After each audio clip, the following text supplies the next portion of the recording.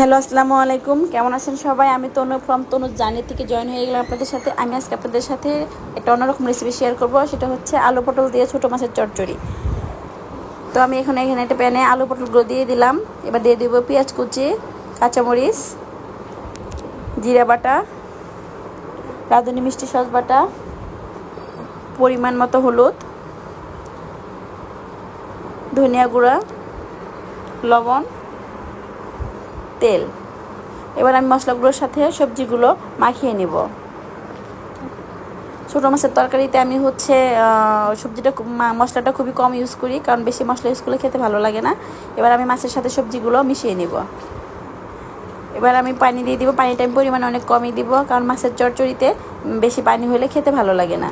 এবার আমি চুলায় বসিয়ে দিব, ঢাকনা দিয়ে ঢেকে 15 থেকে 20 মিনিট রেখে দিব। আমার মাছের চচ্চড়িটা প্রায় হয়ে আসছে।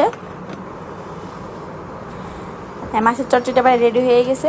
এভাবে ছোটো মাছের চচ্চড়ি করলে কালারটা যেরকম দেখতে সুন্দর হয়, খেতে আরও অনেক বেশি টেস্ট হয়। সবাই ভালো থাকবেন। ধন্যবাদ। আসসালামু আলাইকুম।